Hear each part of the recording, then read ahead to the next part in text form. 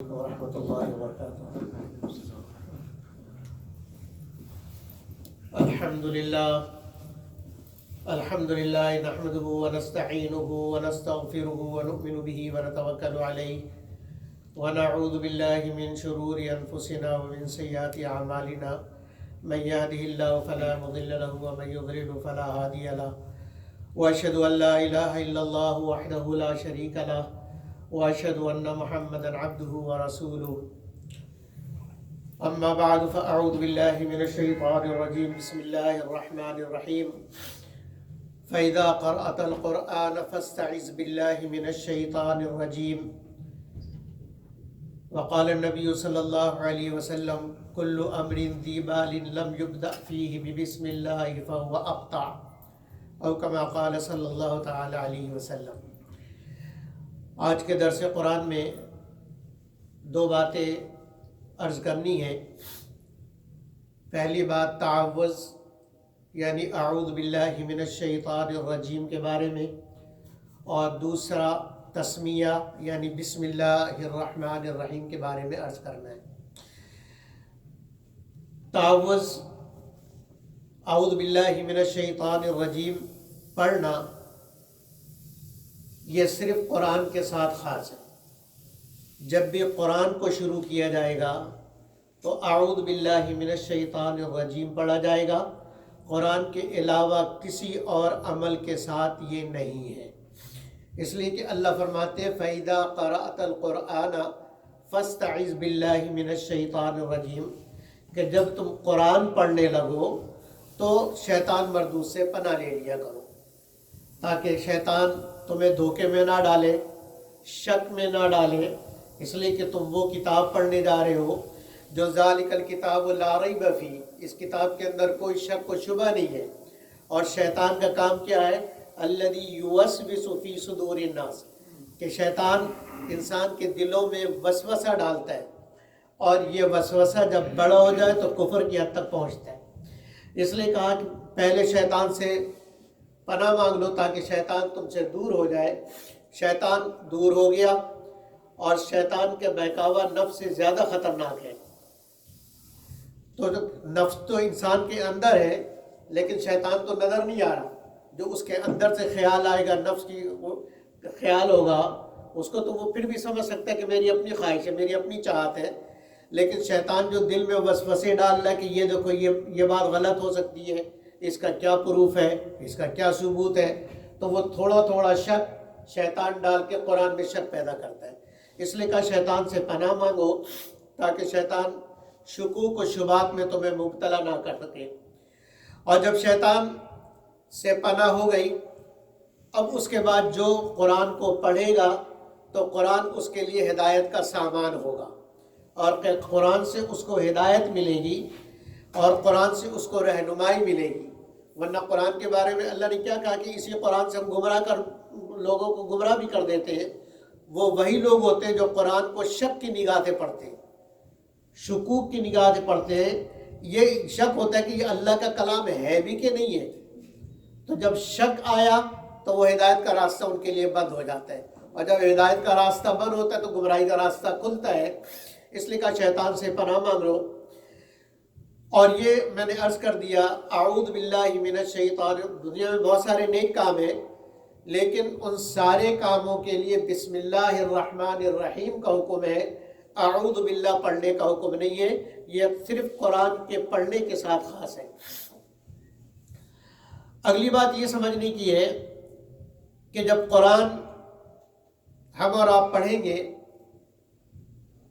تو پہلے اعوذ باللہ من الشیطان الرجیم پڑھنا ہے، پھر بسم اللہ الرحمن الرحیم پڑھنا ہے، اور اس کے بعد قرآن پڑھنا شروع کرنا ہے۔ اس کی چند صورتیں ہیں، کچھ صورتیں ذہن میں رکھیے تاکہ ہمیں یہ معلوم ہو جائے کہ کہاں بسم اللہ پڑھنی ہے، کہاں نہیں پڑھنی، کہاں اعوذ باللہ پڑھنا ہے اور کہاں نہیں پڑھنا۔ دیکھیے آسانی کے لیے میں عرض کرتا ہوں، ابتدائے تلاوت، ابتدائے سورت، ایک صورت یہ ہے کہ آپ پڑھنے کی ابتدا کر رہے ہیں، تلاوت کی ابتدا ہو رہی ہے کسی سورت کی ابتدا سے، مثلا تلاوت کرنے بیٹھے ہیں اور آپ نے شروع کیا الف لام میم ذالک الکتاب لا ریب فیہ، سورہ بقرہ شروع کیا، تو تلاوت کی بھی ابتدا ہے اور سورت کی بھی ابتدا ہے۔ اس سورت کے اندر اعوذ باللہ بھی پڑھنا ہے، بسم اللہ بھی پڑھنا ہے، ایک سورت۔ دوسری سورت ابتدائے تلاوت درمیان سورت، یعنی آپ تلاوت کی ابتدا کر رہے ہیں لیکن کسی سورت کے درمیان سے، مثلا سیقول السفہاء من الناس آپ پڑھ لیں تو سیقول السفہاء تو کسی سورت سے نہیں شروع ہو رہی ہے نا، سورہ بقرہ کے درمیان میں ہے، تو اب سورت سیقول السفہاء یا اس طرح سورت کے درمیان سے آپ نے شروع کیا، لیکن آپ کی تلاوت کی بھی ابتدا ہے، تلاوت کی ابتدا کسی سورت کے درمیان سے، تو ایسی صورت میں بھی تعوذ بھی پڑھنا ہے اور تسمیہ بھی پڑھنا ہے۔ تو یہ دو صورتیں، ابتدائے صورت ابتدائے تلاوت درمیان صورت، یہ ان دو صورتوں میں اعوذ باللہ من الشیطان الرجیم بھی پڑھنا ہے اور بسم اللہ الرحمن الرحیم بھی پڑھنا ہے۔ تیسری صورت ابتدائے سورت درمیان تلاوت، ابتدائے سورت درمیان تلاوت، تلاوت کر رہے ہیں، تلاوت کرتے کرتے ایک سورت ختم ہو گئی اور دوسری سورت شروع ہو گئی۔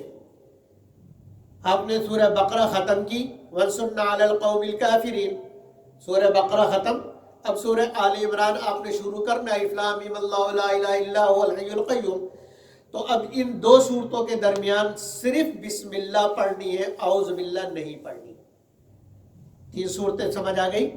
تیسری صورت کیا ہے کہ کسی صورت کی ابتدا ہو رہی ہو آپ کی تلاوت کے درمیان میں، ایسی صورت میں سوائے سورہ برات کے، سورہ توبہ جسے کہتے ہیں، سورہ توبہ کے علاوہ تمام صورتوں کی ابتدا میں جب ایک صورت ختم ہو جائے اور دوسری صورت شروع ہو تو درمیان میں صرف بسم اللہ الرحمن الرحیم پڑھنی ہے، اعوذ باللہ اس میں نہیں پڑھنا ہے، سوائے سورہ توبہ کے، سورہ برات کے۔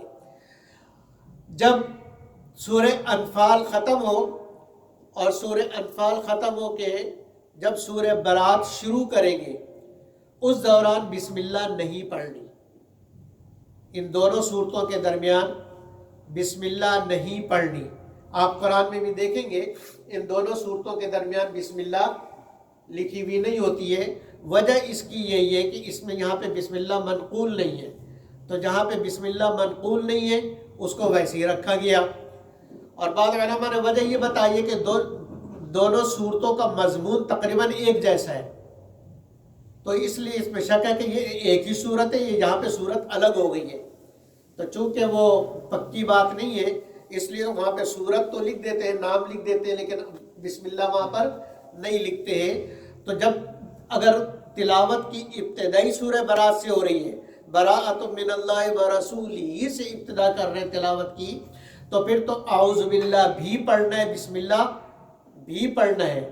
لیکن اگر براءۃ من اللہ ورسولہ سورۃ البرات آ گئی پچھلی سورت انفال ختم کرنے کے ساتھ، تو پھر ایسی صورت میں بسم اللہ بھی نہیں پڑھنی ہے۔ یہ صورتیں تعوذ اور تسمیہ پڑھنے کی قرآن حکیم کے اندر انشاءاللہ سمجھ میں آ گیا ہوگا۔ دوسرا مسئلہ اس میں یہ سمجھیے کہ اعوذ باللہ من الشیطان الرجیم، بسم اللہ الرحمن الرحیم نماز میں بھی پڑھنا ہے، نماز کے علاوہ بھی پڑھنا ہے، لیکن تعوذ اور تسمیہ صرف نماز کی پہلی رکعت میں ثنا کے بعد اعوذ باللہ من الشیطان الرجیم بسم اللہ الرحمن الرحیم پھر سورہ فاتحہ پڑھی جائے گی۔ سورہ فاتحہ کے بعد جب دوسری سورت پڑھیں گے تو اس میں درمیان میں بسم اللہ نہیں پڑھنی۔ یہ نماز جو میں نے قاعدہ بتایا کہ ایک سورت ختم کر کے دوسری سورت جب شروع کریں گے تو درمیان میں بسم اللہ پڑھنی ہے، یہ نماز کے باہر کا قانون ہے۔ ٹھیک ہے، سمجھ آ رہی ہے نا؟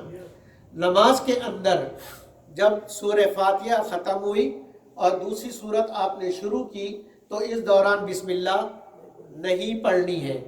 اسی طریقے سے آپ ایک رکعت میں پورا قرآن پڑھ جائیں تو درمیان میں کسی صورت میں بسم اللہ نہیں پڑھنی، بلکہ بغیر بسم اللہ کے سورہ فاتحہ کے بعد شروع کر دینا ہے۔ لیکن بسم اللہ پہلی رکعت، بسم اللہ اور اعوذ باللہ اور بسم اللہ پہلی رکعت میں پڑھنا ہے ثنا کے بعد، اور اس کے بعد ہر رکعت میں سورہ فاتحہ سے پہلے صرف بسم اللہ الرحمن الرحیم پڑھنی ہے، صرف بسم اللہ الرحمن الرحیم پڑھنی ہے۔ یہ ضروری مسئلہ تھا تعوذ اور تسمیہ کا۔ تعوذ کے اندر اللہ رب العزت نے کیوں حکم دیا وہ وجہ میں نے بتا دی تاکہ شیطان سے پناہ حاصل ہو جائے، اور اس میں ہم کہتے ہیں یہ اعوذ باللہ، ہم اللہ کی پناہ مانگتے ہیں، اے اللہ مجھے اپنی پناہ میں لے لے۔ کس سے؟ خطرہ کس سے ہے؟ من الشیطان، شیطان سے، رجیم جو دھتکارا ہوا ہے، نکالا ہوا ہے، تیرے دربار سے دور کیا ہوا ہے، تیری رحمت سے دور کیا ہوا ہے، اس سے ہمیں بچا لے تاکہ وہ ہمیں بھی تیری رحمت سے دور نہ کر دے۔ اعوذ باللہ من الشیطان الرجیم کا یہ مسئلہ ہے۔ بسم اللہ الرحمن الرحیم، بسم اللہ الرحمن الرحیم پڑھنے کا حکم کیوں دیا؟ زمانہ جاہلیت کے اندر جو قریش تھے اور مشرکین تھے وہ چیزوں کی ابتدا اپنے بتوں کے نام سے کرتے تھے، چیزوں کی ابتدا اپنے بتوں کے نام سے کرتے تھے، تو اسلام نے اس کے مقابلے میں یہ حکم دیا کہ بتوں سے نہیں بلکہ اللہ کا نام لو اور اللہ کے نام سے شروع کرو۔ بسم اللہ الرحمن الرحیم، اللہ کے نام سے شروع کرو تاکہ تمہارے کام کے اندر برکت ہو۔ اور یہ بسم اللہ نبی اکرم صلی اللہ علیہ وسلم بھی جب بسم اللہ الرحمن الرحیم نازل نہیں ہوئی تھی اس وقت حضرت صلی اللہ علیہ وسلم بسمک اللہم لکھتے بھی تھے، یعنی لکھواتے بھی تھے، اور آپ کہتے بھی تھے بسمک اللہم، اس سے کاموں کی ابتدا کرتے تھے۔ بتوں کے نام بسم العزا اور لات اور منات، یہ مشرکین اور کافر ان کے نام سے ابتدا کرتے تھے۔ ہمارے نبی اکرم صلی اللہ علیہ وسلم پہلے بھی بسمک اللہم کہا کرتے تھے کہ اللہ کے نام سے، اے اللہ تیرے نام سے میں ابتدا کرتا ہوں۔ پھر جب بسم اللہ الرحمن الرحیم نازل ہوئی، بسم اللہ الرحمن الرحیم کے بارے میں ایک اور بات سن لیجئے رہ نہ جائے کہ تمام فقہا کا اور تمام امت کا اس بات پر اتفاق ہے کہ بسم اللہ الرحمن الرحیم سورہ نمل کا جز ہے، سورہ نمل کا جز ہے، جس میں حضرت سلمان علیہ السلام نے خط بھیجا تھا انہ من سلیمان و انہ بسم اللہ الرحمن الرحیم، تو یہ سورہ نمل کا جز ہے۔ اس کے علاوہ باقی صورتوں کا جز ہے یا نہیں ہے، اس میں ائمہ کا اختلاف ہے۔ امام اعظم ابو حنیفہ رحمۃ اللہ علیہ اور دوسرے بہت سارے ائمہ یہ فرماتے ہیں کہ سورہ نمل کے علاوہ بسم اللہ کسی صورت کا جز نہیں ہے، بلکہ بسم اللہ ایک مستقل الگ آیت ہے جس کو نازل کیا گیا دو صورتوں کے درمیان فاصلہ قائم کرنے کے لیے، کہ ایک صورت ختم ہو گئی ہے اب دوسری صورت شروع کرو، بسم اللہ پڑھو تاکہ معلوم ہو جائے کہ ایک صورت ختم ہو گئی دوسری صورت شروع ہو گئی۔ تو امام اعظم ابو حنیفہ رحمۃ اللہ علیہ اور دوسرے فقہا کیا فرماتے ہیں کہ بسم اللہ ایک الگ مستقل آیت ہے جس کو دو صورتوں کے درمیان فصل قائم کرنے کے لیے، گیپ قائم کرنے کے لیے مستقل الگ نازل کیا گیا ہے۔ اور بعض فقہا یہ فرماتے ہیں کہ سورہ فاتحہ کا جز ہے، کہ سورہ فاتحہ الحمدللہ رب العالمین سے شروع نہیں ہوتی بلکہ سورہ فاتحہ بسم اللہ الرحمن الرحیم الحمدللہ رب العالمین سے شروع ہوتی ہے۔ لیکن اس پہ بھی اکثر علماء کا فقہا کا اتفاق ہے کہ نماز میں بھی بسم اللہ الرحمن الرحیم جہر سے نہیں پڑھا جائے گا۔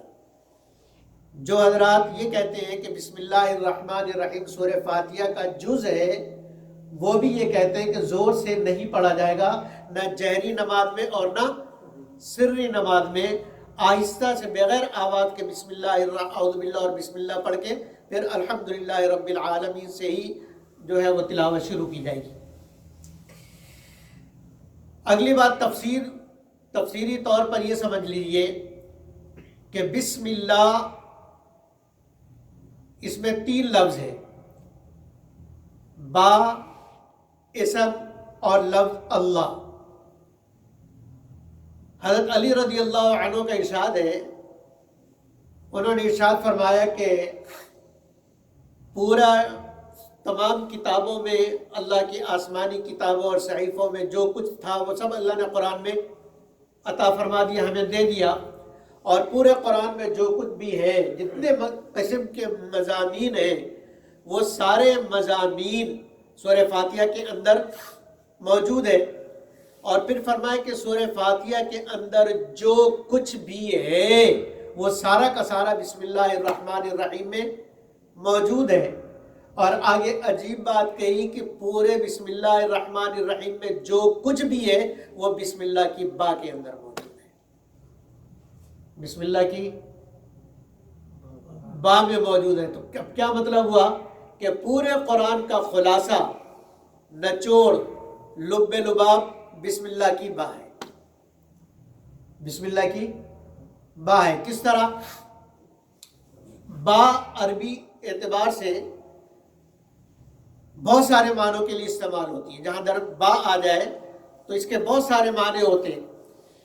3 معنی جو یہاں کے مناسب ہیں، ایک معنی ہے با کا کہ با آتی ہے مصاحبت کے لیے، وصل کے لیے، ملانے کے لیے، کہ جب با آ جائے تو اس کا مطلب ہوتا ہے کہ ایک چیز کو دوسری چیز سے ملا دیا جائے۔ اینٹوں کو جوڑنا ہو تو گارا استعمال کرتے ہیں نا، پیپر کو جوڑنا ہو تو گلو استعمال کرتے ہیں۔ ایسے ہی اللہ نے قرآن نازل کیا کہ انسان کو اگر اللہ سے جوڑنا ہے تو اس کے لیے قرآن ہے، اور یہ معنی با ادا کر رہا ہے کہ با آتی ہے ملانے کے لیے، یعنی مخلوق کو اگر اللہ سے ملنا ہے تو اس کے لیے قرآن ہے۔ تو با نے پورے قرآن کا خلاصہ بتا دیا کہ تم اللہ سے ملنے آئے ہو، تم اللہ سے ملنے آئے ہو، اور تمہیں اللہ نے اس لیے بھیجا ہے کہ ایسی محنت کرو کہ پھر تمہاری ہماری ملاقات ہو جائے رحمت کے ساتھ اور تمہاری عزت کے ساتھ۔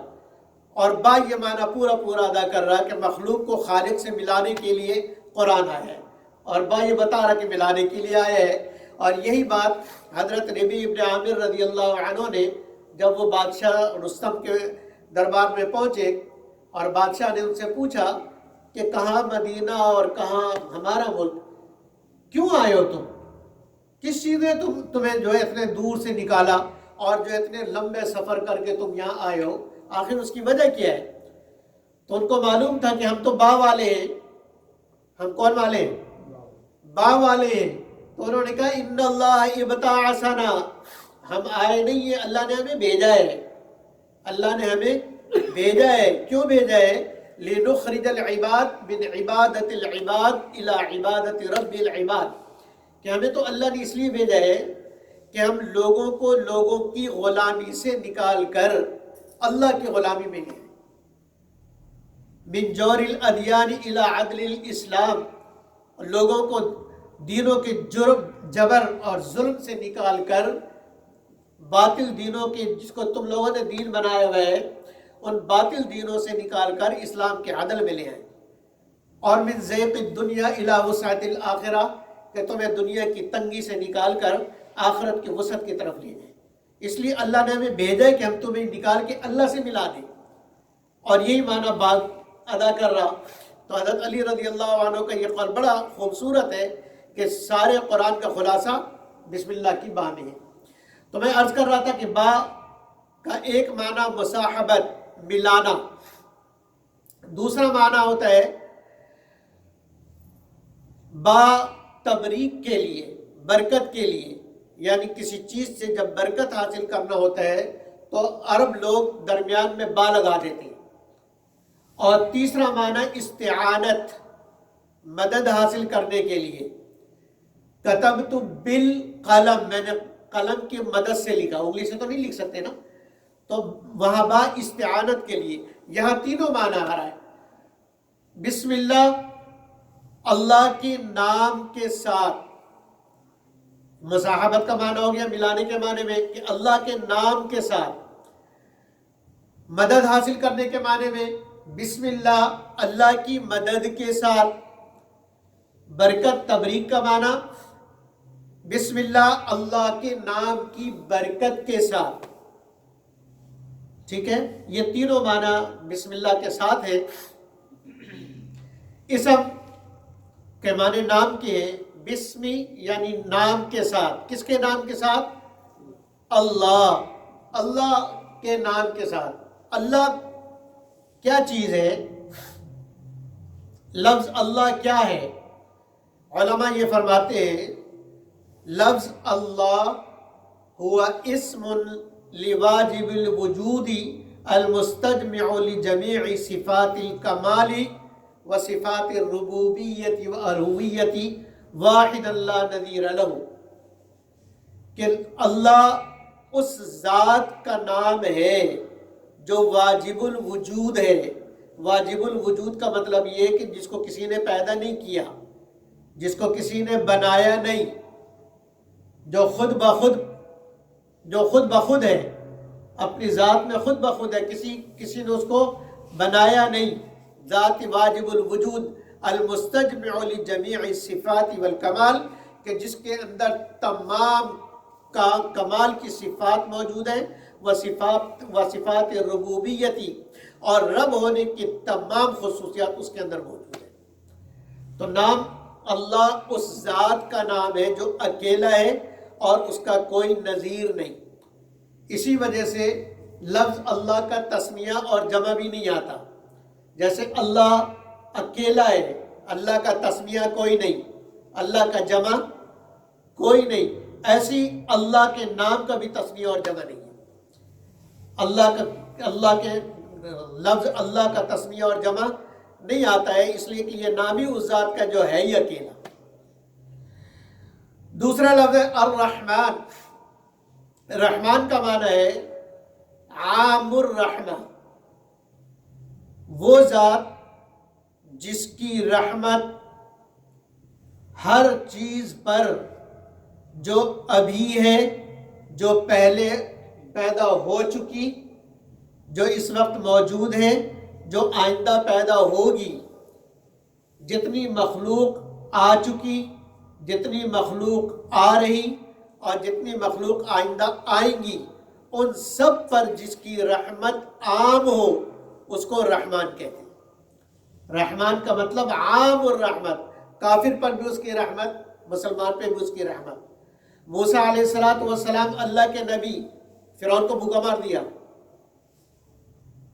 بھوکا تو فرعون کو بھی نہیں مارا نا، تو اللہ کی رحمت فرعون پر بھی، تو اللہ کی رحمت کافر پر بھی، مشرک پر بھی، یہود پر بھی، نصارہ پر بھی، مسلمان پر بھی، انسان پر بھی، جانور پر بھی، خنزیر پر بھی، کتے پر بھی، ہر جانور، ہر ذرہ، کوئی جانور، کوئی ذرہ، کوئی جاندار، کوئی مخلوق ایسی نہیں جس پر اللہ کی رحمت نہ ہو۔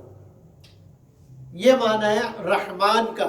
اور یہ صفت کہ جس کی رحمت ہر ذرے پر، ہر چیز پر عام ہو، وہ صفت صرف اللہ کی ہے، اللہ کے علاوہ اور یہ صفت کسی کی بھی نہیں ہے۔ اسی لیے رحمان کا بھی تسمیہ جمع نہیں آتا۔ رحمان اس کا بھی عربی میں تسمیہ اور جمع نہیں آتا۔ کیوں نہیں آتا؟ اس لیے کہ یہ ہے ہی ایک کی صفت، دوسری کی صفت ہو ہی نہیں سکتی، بن ہی نہیں سکتی، اس لیے کہ کوئی ایسا نہیں ہے کہ جس کی رحمت ازل سے ابد تک ہر چیز پر، ہر ذرے پر ہو، ایسا کوئی بھی نہیں۔ اس لیے رحمان صرف اللہ کی ذات ہے۔ اگلی بات رحیم۔ رحیم کا معنی ہوتا ہے وہ ذات جس کی رحمت کامل ہے، جس کی رحمت کامل ہے، تو کامل رحمت مخلوق کی صفت ہو سکتی ہے؟ اس لیے نبی اکرم صلی اللہ علیہ وسلم کے بارے میں اللہ نے کیا کہا؟ رؤوف الرحیم. لقد جاءکم رسول من انفسکم عزیز علیہ ما عنتم حریص علیکم بالمؤمنین رؤوف الرحیم.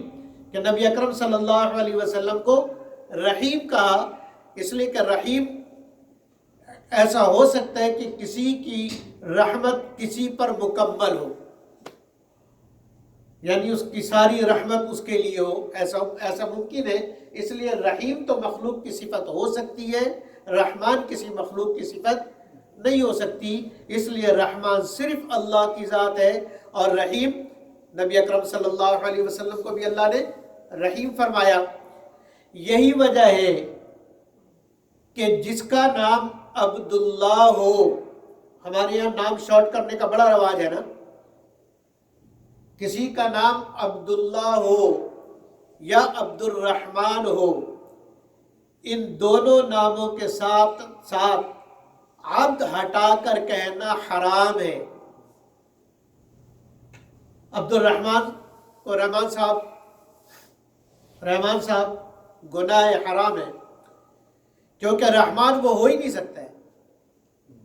رحمان صفت ہے ہی صرف اللہ کی، لہذا عبد الرحمن کو صرف رحمان کہنا جائز نہیں ہے. اسی طرح عبداللہ کو عبد ہٹا کے صرف اللہ کہنا حرام اور ناجائز ہے. تو یہ دو نام ایسے ہیں کہ ان کو بغیر عبد کے استعمال نہیں کرنا چاہیے، ایک بات. اور دوسری بات، عبد کے بغیر ان کو بلانا نہیں چاہیے، حرام ہے. نام شارٹ کرنے میں لوگ خیال نہیں کرتے، رحمان صاحب شروع کر دیتے ہیں، تو یہ اس سے بچنا چاہیے. بہرحال یہ سورہ قرآن کی کسی بھی صورت کو شروع کرنے کے لیے اور قرآن شروع کرنے کے لیے یہ دو جملے ہیں، تعوذ اور تسمیہ. دونوں کے مسائل انشاءاللہ سمجھ گئے ہوں گے. اللہ تعالیٰ مجھے اور آپ کو عمل کی توفیق عطا فرمائے اور قرآن حکیم کی زیادہ سے زیادہ تلاوت کی توفیق عطا فرمائے. بسم اللہ کی فضیلت میں چند باتیں چند منٹ میں عرض کر دیتا ہوں. نبی اکرم صلی اللہ علیہ وسلم نے ارشاد فرمایا کہ کل امر ذی بال لم یبدأ فیہ ببسم اللہ فہو ابتر، اور ایک روایت میں فرمایا فہو اقطع، کہ جس کام کی بھی اچھے کام کی ابتدا بسم اللہ الرحمن الرحیم سے نہ کی جائے تو وہ کام ایک روایت کے مطابق فرمایا ادھورا رہ جاتا ہے، کام مکمل ہی نہیں ہوتا. اور ایک روایت میں فرمایا وہ کام بغیر برکت والا ہوتا ہے. کام ہو بھی جائے بظاہر لیکن اس کے اندر برکت نہیں رہتی. اسی لیے فرمایا کہ تم ہر کام کی ابتدا میں بسم اللہ کہا کرو. دروازہ بند کرو، کنڈی لگاؤ تو بسم اللہ کہو، گھر میں داخل ہو تو بسم اللہ کہو، باہر نکلو تو بسم اللہ کہو، گاڑی میں بیٹھو تو بسم اللہ کہو. اس لیے کہ یہ بسم اللہ با کی وجہ سے ایسا آپ کا اور ہمارا کنیکشن بنا دے گا اللہ رب العزت سے کہ ہر گھڑی ہر آن آدمی کا تعلق اللہ سے قائم ہوگا. جب عادت، صرف اتنی سی عادت بنا لیجئے کہ ہر کام کو بسم اللہ سے کرنا ہے. میں بھی عہد کر لوں، آپ بھی عہد کر لیں کہ کوئی کام بغیر بسم اللہ کے میں نے نہیں کرنا، تو تعلق اللہ سے ہر کام پہ بنے گا. بیٹھ رہے کہا بسم اللہ الرحمن الرحیم. کیا مطلب کہ یہ جو کرسی دی ہے یہ میری طاقت سے نہیں آئی، یہ اللہ نے دی ہے، اللہ نے دی ہے. دروازہ بند کر رہے ہیں بسم اللہ الرحمن الرحیم، حفاظت میرے بند کرنے میں نہیں ہے، اللہ محافظ ہے. گاڑی میں بیٹھ رہے ہیں بسم اللہ الرحمن الرحیم، گاڑی میری نہیں ہے، اللہ نے دی ہے، میرے بس میں نہیں ہے، اللہ نے دی ہے، میرے اختیار میں نہیں ہے، اللہ نے دی ہے. تو آپ کھانا کھا رہے ہیں بسم اللہ الرحمن الرحیم، بسم اللہ وعلی برکت اللہ. کیا مطلب کہ یہ جو کھانا یہ میرے پیسوں سے نہیں آیا ہے، اور اس میں اللہ کا عجیب انداز میں شکر ہے کہ میں تو کھا ہی تیرے نام سے رہا ہوں، تو نہیں دیا ہے. پتہ نہیں اس ایک لقمہ جو میرے منہ تک پہنچ رہے، اس ایک لقمہ کو یہاں تک پہنچانے میں کتنے لوگوں کی قوتیں لگی، کہاں کا بیج، کہاں کا کھیت، کہاں کا کسان، اور وہاں سے کس منڈی میں آیا اور کس منڈی سے کس دکان میں آیا اور کس دکان سے ہمارے گھر میں آیا، اور پھر جو ہے وہ روٹی بنی. تو ہزاروں لاکھوں میل کا سفر طے کر کے ہزاروں لوگوں کا ہاتھ اور ہزاروں لوگوں کی محنت اس آٹے پر لگ کر وہ آٹا گھر تک پہنچا اور پھر روٹی بنی. تو یہ میرا کمال نہیں، یہ اس اللہ کا کمال ہے جو پتہ نہیں اس آٹے کو کہاں سے لاکھوں میل دور سے میرے گھر میں پہنچا دیا. پانی پی رہا ہوں، یہ میرا نہیں، یہ تو اللہ نے دیے ہے. پتہ نہیں اللہ نے کس طریقے سے کس کو اٹھایا، صاف کروایا، فلٹر کروایا اور نلکوں میں ڈالا اور نلکوں سے ہمارے گھروں میں آیا، کس طریقے سے اللہ نے مجھ تک پانی پہنچایا. تو جب ہر کام کی ابتدا بسم اللہ سے ہوگی تو ایٹومیٹک ہر کام میں تعلق اللہ سے جڑتا چلا جائے گا. اور فرمایا ایک روایت کے مطابق کہ بسم اللہ میں 19 حروف ہیں، بسم اللہ الرحمن الرحیم میں 19 حرف ہیں، اور جہنم کے داروغہ بھی 19 ہیں، جہنم کے چوکیدار 19 ہیں. تو یوں فرمایا کہ ہر کام کو ابتدا بسم اللہ سے تم کر لو، ان 19 سے میں بچا لوں گا. ہر کام کی ابتدا تم میرے نام سے کر لو، میں ان 19 سے کیا کروں گا؟ تمہیں بچا لوں گا. تو جو ہر کام کی ابتدا بسم اللہ سے کرے گا اللہ رب العزت جہنم سے اسے بچائیں گے، اس لیے کہ اس کا تعلق اللہ سے قائم ہو چکا ہوگا، اور مرنے سے پہلے تعلق اتنا مضبوط ہوگا کہ یہ اللہ سے ملنے کے لیے تیار اور اللہ اس سے ملنے کی چاہت لیے ہوئے. اللہ تعالیٰ مجھے اور آپ کو ایسا تعلق عطا فرما دے. وآخر دعوانا ان الحمد للہ رب العالمین.